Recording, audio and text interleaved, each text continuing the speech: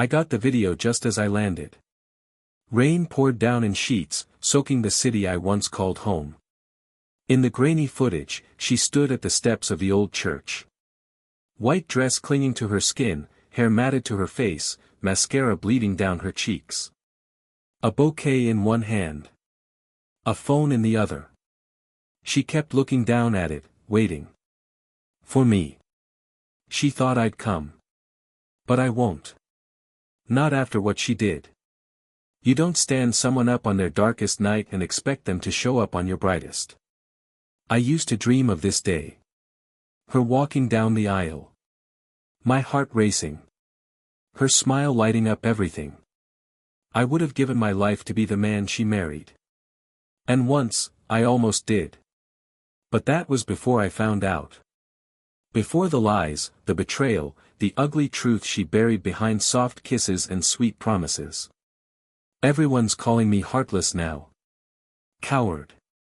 How could I leave her waiting like that? They didn't see what I saw. They didn't hear what I heard. They didn't wake up one morning and realize the woman they loved was capable of the worst kind of cruelty. So, no, I won't go back. I won't be her hero today. Because this story doesn't end the way she expected. And if you really want to know why the bride was left standing alone in the rain, you'll have to start from the beginning. Back when I thought love was enough. Back when I thought she was mine. Back before she ruined everything. Her name was Alina. The first time I saw her, she was sitting cross-legged on a bookstore floor, surrounded by romance novels and sipping coffee from a paper cup she hadn't paid for yet. She looked up, blinked twice, and said, "If you're here to flirt, I'm only accepting applications from men who read Jane Austen." I laughed. I told her I was more of a Murakami guy. She wrinkled her nose, handed me Pride and Prejudice, and said, "I'll give you 3 days." That was our beginning. Strange. Serendipitous. Hers was a soul stitched together by paperback quotes and impulsive decisions. I was more methodical, quiet, the planner type. But something about her chaos softened my edges. I was never the guy who believed in fate, but with Alina, it felt like the universe had pressed pause just so we could collide. I worked in software, the typical quiet type who wore flannel and forgot to trim his beard for weeks. She was in publishing, always surrounded by stories, deadlines, and dreams bigger than city skylines. She brought noise into my still world. Paint splatters on my clean apartment walls. Music at 2 a.m. when inspiration struck. Weekend trips with no destination, just a full tank and her laughter. We moved in together after a year. She called it a test run for forever. I started saving for a ring 6 months later. My friends used to say she was wild, unpredictable, maybe even too much for someone like me. But I didn't care. I saw the girl who cried watching old people hold hands. The one who made me tea every time I pulled an all-nighter, who left notes in my wallet like, "You're doing better than you think." She was messy. Emotionally impulsive. Sometimes distant. But I thought I understood her. I thought I knew her. Our love wasn't perfect, it was chaotic, sometimes exhausting, but it was ours. Real. Unfiltered. I'd never felt anything like it before. When I proposed, she didn't cry. She laughed. A nervous, shaky laugh. "You're serious?" I said yes. She nodded slowly, then whispered, "Okay, let's make it a small wedding. Just us, close friends. I want to marry you, not impress anyone." That moment, God, I replayed it in my head for months. I thought we were building a life. But the cracks were already forming. I just chose not to see them. I thought her long hours at work, her sudden trips, the vague explanations, were just part of her hectic publishing life. I thought she was tired. Overwhelmed. Juggling too much. I thought she loved me. But love doesn't look you in the eye and lie. Love doesn't wear a white dress after betraying you. And as I stood on that airport escalator, watching her crying in that video, I wondered. Had I ever really known her? It started with a voicemail. Not hers, his. A man's voice. Confident. Smooth. Almost too familiar. Can't wait to see you again, Alina. Last night was unforgettable. Same time next week. I froze. The phone wasn't mine, it was hers. She'd left it charging on the kitchen counter while she took a long bath. Lavender-scented steam wafted through the air, Billie Eilish playing faintly behind the closed bathroom door. At first, I thought it was spam. A mistake. Maybe a creepy author or editor she was working with. But my gut, it clenched. The kind of clench that tells you you're about to learn something you can't unlearn. The voicemail had no name. Just the number. I didn't touch her phone. I didn't want to be that guy. Snooping, paranoid, insecure. But the seed had been planted. And it didn't stop growing. Over the next few days, I noticed the signs I'd brushed off before. The secretive smiles at text messages. The sudden deleted call logs. The change in her perfume.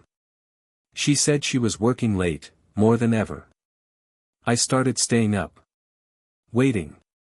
Pretending to be asleep when she got home. Sometimes I heard her sigh before entering. Like she had to switch masks before walking into the apartment. I couldn't shake the voice. That smug, confident voice. I replayed the message in my head until I started dreaming about it. And then, one night, while she was in the shower. I broke. I opened her phone. I wish I could say I didn't mean to. But I did. I needed to know. Her messages were clean. Too clean. Suspiciously wiped. Except one folder. Hidden under a random name, notes from editor. I clicked it. And there it was. Photos. Screenshots. Late-night messages. Hotel bookings. With one man. Daniel. Her ex. The one she swore she was done with ages ago. The one she described as toxic. Manipulative. The guy who didn't believe in her dreams and left when she needed him most. Turns out she never really let go. Turns out I was the placeholder. The safe bet. While I was planning a future, she was reliving her past. The worst part? Some of those texts were from before I proposed. She had said yes to my ring while still saying, "I miss you," to him. I stared at the screen as water ran in the background. And I felt my world tilt. This wasn't just betrayal. This was calculated. Hidden. Drawn out. She had loved him, while lying next to me. And suddenly, the girl with the bookstore charm, the wild heart, the one who quoted Jane Austen, looked a lot more like a character from a tragedy. One I hadn't written. But was now living in. I didn't sleep that night. Alina curled up beside me, breathing steady, unaware that her world was about to shatter. Or maybe she knew, and just didn't care anymore. I stared at the ceiling, listening to the rain tapping against the window. The same rain that, a week later, would soak her wedding dress. 100 thoughts fought for space in my head. Confront her. Leave. Scream. Pretend I didn't see it. How do you accuse someone of betrayal when all you ever wanted was to believe in them? The next morning, I made her coffee like usual. 2 sugars, a splash of almond milk. She smiled, kissed my cheek, and said, "You're the best." I almost flinched. How could she say that? After everything? Was she that good at lying, or was I just that desperate to believe? She danced around the apartment, humming to herself while picking out flowers for the wedding. She asked me which tie matched her dress. She looked me in the eye and said, "I can't wait to be your wife." Wife? Whose wife? Mine? Or his? I started noticing every detail. The way she smiled when she got certain texts. How she'd excuse herself to take calls in the other room.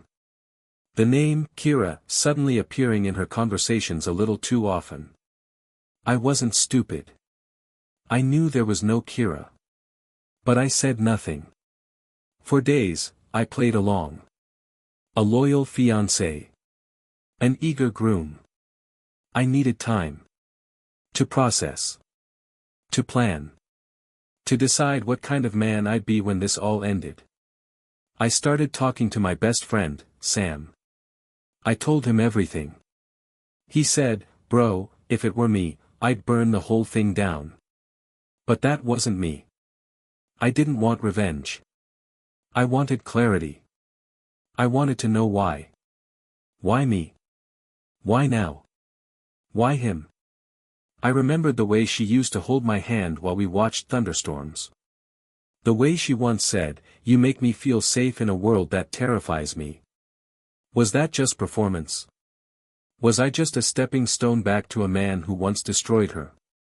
Or worse, was I never even part of the equation? My chest felt heavy all the time. My appetite vanished. I caught myself zoning out during meetings, staring blankly at wedding emails she sent me. She sent me a message one night. "I hope you know I love you more than anything. I can't wait to start our forever." And yet, that same night, she checked into a hotel under her editor's name.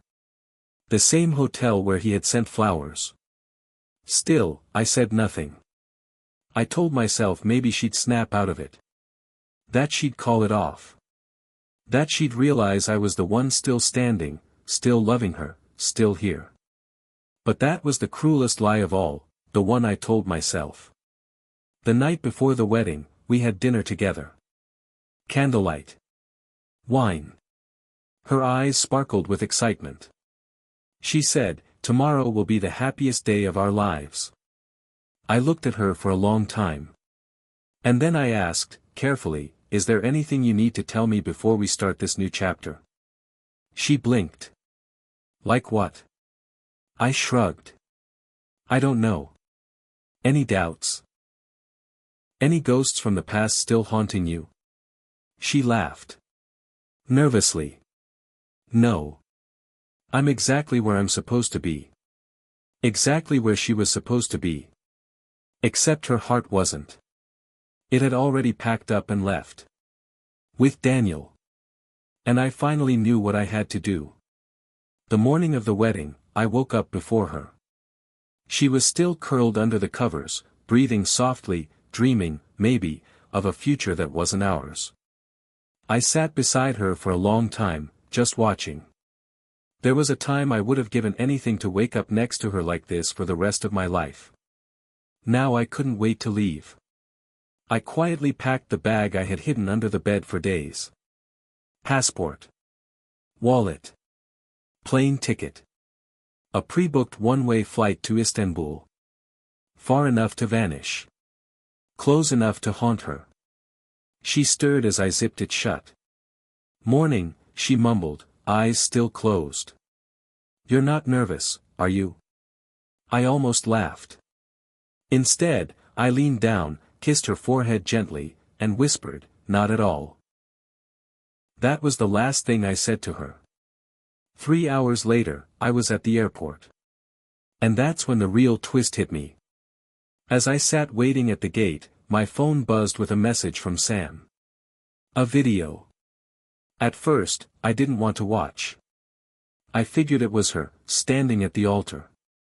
Maybe crying. Maybe pretending she didn't know why I wasn't there. But what I saw. It wasn't her crying. It was him. Daniel. Standing outside the church. In a black suit. Hair slicked back. Eyes red. Arguing with her. I turned up the volume. Sam must have been recording from a distance, but the audio was clear enough. "Daniel, you said you'd call it off. You said you loved me. Alina, I didn't think he'd leave me. I thought he'd come. He always comes. Daniel, so what was I, your backup plan? Alina, no. You were the plan. I was going to tell him. I waited too long. Daniel, you're unbelievable. You used both of us. And then he walked away. Just like I did. Except he didn't disappear to another country, he disappeared into rage. Sam messaged again. Dude, she didn't just cheat. She tried to marry you while keeping both of you on the line. You were never the only one. She lied to him, too. I watched the footage again. This wasn't just betrayal. This was manipulation on another level. She wasn't just torn between two men, she wanted both. Maybe out of fear. Maybe out of ego. Or maybe because she couldn't stand being the one left behind. And for once, both of us left her. That church, which was supposed to be her stage, became her downfall. And that wedding dress? Now nothing more than a soaked reminder of everything she destroyed. Alina hadn't just broken my heart. She'd buried it beneath layers of lies, selfishness, and a desire to have it all. But not anymore. Now, she had nothing. I was halfway to boarding when her name lit up my phone. I didn't answer. Then came the messages. Where are you? The guests are here. I'm in the dress, you said we'd meet at the church. Please don't do this. If this is a joke, it's not funny. I stared at the screen. My thumb hovered over the reply button, but I couldn't type a single word. She didn't deserve them. I turned off my phone. But not for long. Because a few minutes later, the airport PA system called my name. Loud. Sharp. Final. Passenger Rayam Malik, please report to the main security desk. It's urgent. Confused, I approached the counter, and there she was. Alina. In her wedding dress. Mascara streaked. Hair clinging to her soaked cheeks. Breathing hard like she had run through a storm, and maybe she had. She looked like a ghost of the girl I used to love. And I felt nothing. Rayam, she breathed, reaching for me. What are you doing here? You can't just leave. We're getting married today. I stepped back. We were getting married. Past tense. Her voice cracked. Why are you doing this? Why are you leaving me? I looked into her eyes. Because you already left me. You just didn't have the courage to walk out the door. She shook her head furiously. No. No, I didn't. I made a mistake. I was confused. I didn't mean to hurt you. I laughed, cold and bitter. You were still with him, Alina. Even after I gave you everything. You let me plan a wedding while you were sneaking around with Daniel. And now, he's gone too, isn't he? Her face fell. So I knew I was right. You lied to both of us, I said, my voice rising. You made me believe I was your world. And all along, I was just your security blanket. The safe one. The one who'd always be there. I panicked, she cried. I thought he was what I wanted, but it was you. It's always been you, Rayam. I swear. Don't, I cut her off. Don't say my name like that. Don't stand there in white like you're innocent. She dropped to her knees. Right there. In the middle of the airport. Her veil fluttered behind her like some tragic movie scene. Please, she sobbed. Give me another chance. I'll fix it. I'll prove to you. I knelt too, but only to say this to her face. You already proved everything I needed to know. I stood up. She clutched my leg, desperate, shaking. But I pulled away. And just as security started to step in, I turned to her one last time. You wanted both of us. Now you have neither. And with that, I walked away. The boarding gate swallowed me whole. It's been 6 months since I left. 6 months since I walked away from a wedding that never happened. 6 months since I turned my back on the woman who once made me believe in forever. I live in a quiet district in Istanbul now. A small apartment with high ceilings, wooden floors, and windows that open to the Bosphorus. The city hums differently here, less like a machine, more like a heartbeat. It's helped me breathe again. At first, everything reminded me of her. The smell of jasmine tea. The soft beat of rain on glass. The sound of pages turning in bookstores. But then something changed. One morning, I opened my curtains and didn't think of her. I drank coffee and didn't taste betrayal. I saw couples walking hand in hand, and I didn't feel hollow. That's when I knew, I was healing. Alina tried to reach me, of course. Emails. Voice notes. Even handwritten letters. Some were full of apologies. Others were angry, manipulative. She said I abandoned her. That I humiliated her.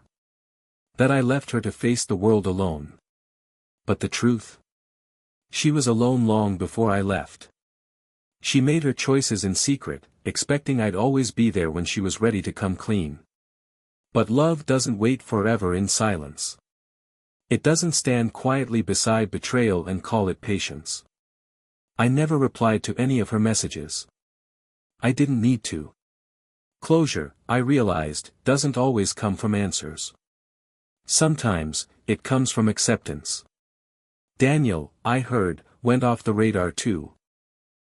According to Sam, he deleted his socials and left the city a week after the wedding fiasco. Maybe he ran from the mess like I did. Or maybe he stayed and watched it burn. I don't hate him. Oddly enough, I understand him now. We were both passengers on a sinking ship. She just kept us on separate decks so we wouldn't see the leaks. The world kept spinning. My career survived. My mind, eventually, calmed. And then, one evening, I saw her again. Not in person, in a video someone tagged from back home. She was standing outside a bookstore. Alone. In a white dress. Again. But this time, it wasn't raining. And she wasn't smiling. She looked lost. Haunted. Waiting. Like she thought I'd come back. But she'll keep waiting. Because I'm not the same man who stood beside her, blind with love. I'm the man who walked away and learned to live without her. And as I sit by the water now, notebook open, breeze kissing my skin, I write one final line in this chapter of my life. Some people teach you love. Others teach you survival. She taught me both. And just like that, she became nothing more than a story I once lived through. A lesson dressed in white.